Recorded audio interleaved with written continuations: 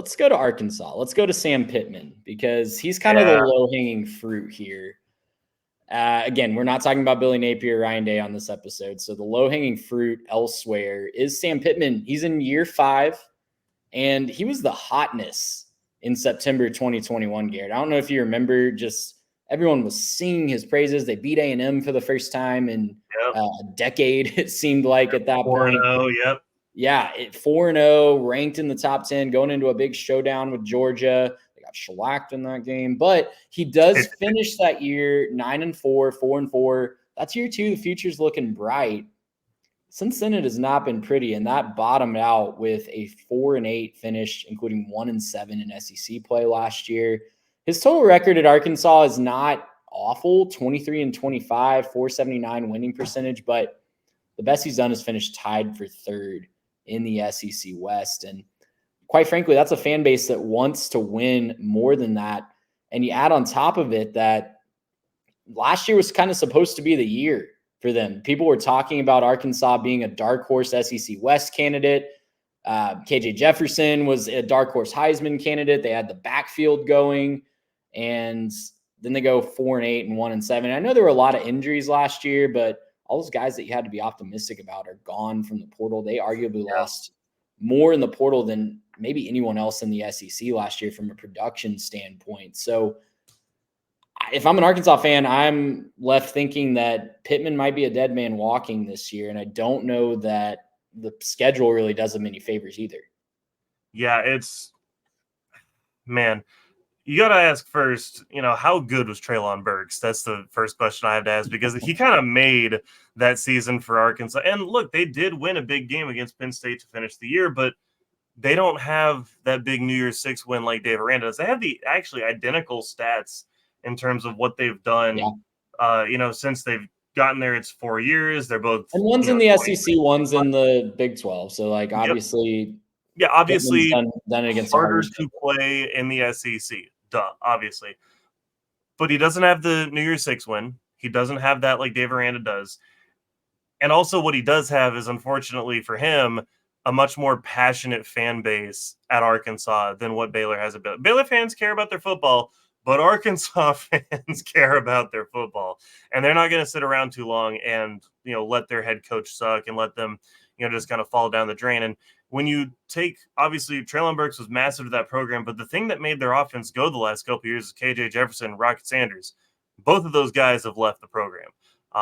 And so when you're looking around at Arkansas right now, you're saying, hey, I really hope that we've pulled the right levers and pressed the right buttons to make this thing work, because otherwise your offense is going to be pretty abysmal. And, it could be another really, really tough schedule and season for Arkansas.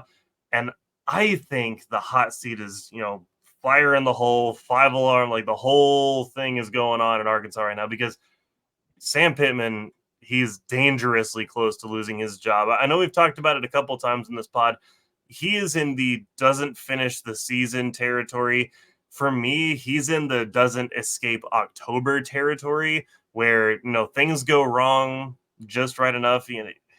It would be abrupt to lose his job in September, obviously, but I think at some point in October, you lose enough games, drop that game to A&M again. Gosh, I mean, you've beaten them one time in 12, 13 years. Go drop that game to A&M, drop another couple games on that schedule, start 0-3, 0-4 in conference.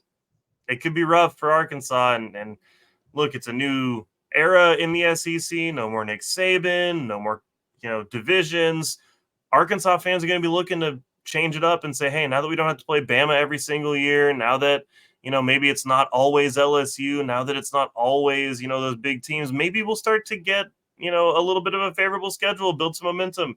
And they're not going to want to sit around with Sam Pittman if you can't figure it out. Now, if Sam Pittman has pulled the right levers and pressed the right buttons in the portal, then yeah, it could work out for him. You can put me in the doubt camp for that, but if he has done that, he could save his job. I'm just doubting that he will, and I think, unfortunately, a lot of Arkansas fans probably know that he's a dead man walking, and just kind of waiting to see how long into the season he makes it before he loses his job. Yeah, it's a 5 out of 5, fire in the hole for me too. Jared, Pluckers, if you eat 25 fire in the whole wings, you get your name on the wall and like a t-shirt or something like that. That's what it's going to take. It's like that Herculean effort that Sam Pittman is going to have to keep his job this year. Look, Taylor Green, very interesting transfer portal pickup. I think he's an interesting dual threat quarterback. He can do a lot of the same things that a healthy KJ Jefferson can do, but you're looking at, you mentioned Traylon Burks. Revitalizing that offense in 2021 and kind of being the cornerstone piece. They want Isaiah Satanega to be that guy, that speedster.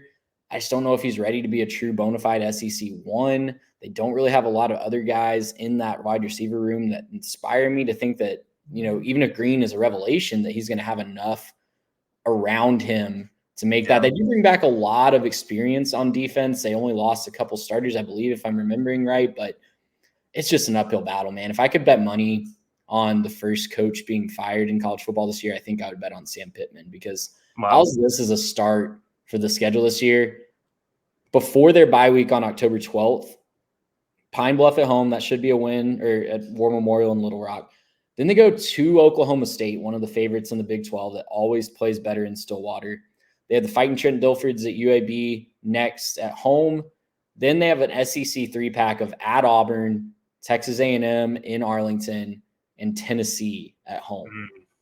You're staring 2-4 in the face for my money if you're Arkansas before the bye week. If they're sitting there at 2-4, I don't know how you don't pull the trigger before that bye week and just hope to get some sort of positive momentum to save the team from the transfer portal at that point. Yeah, that's going to be a desperate Arkansas team, I think, going into that A&M game, which, look, they're going to throw everything they can at it. New look A&M team, obviously with Elko at the helm. But, man, that's going to be probably their best chance to win one of those games, I think, between at Auburn, A&M, and then Tennessee. Auburn, obviously, I don't think is going to be as good, but it's your first SEC game, and it is at Jordan-Hare, so that's never an easy place to play. And I'm not trying to trash on Green or anything like that, but it'll be a very different environment from what he's probably used to playing in. And so, look, I'm not trying to be doom and gloom about Arkansas football right now, but I think you have to be realistic if you're an Arkansas fan and say, yeah, Pittman just hasn't gotten it done. We hired an offensive line coach to be a first-time head coach. And there's a lot of optimism around some of the personnel and some of what y'all have done. And I get it. There's reasons for optimism. You have a good season. You have a guy like Traylon Burks. He turns the offense around. That's great. But I think if we're being realistic, you have to say, there was just a super stud that we had on our team, and he kind of let us get away with some stuff that we probably shouldn't have gotten away with. Now, where they have to look at is saying, okay, it's time to rebuild. It's time to go make a good coaching hire. There's going to be good coaches out there. There's good assistants out there. You can go make a good coaching hire and get back on the ball. It just may not be a very nice start to the season for y'all, especially if you are looking, 2-4 in the face, and that could be pretty rough. Gracious him! How about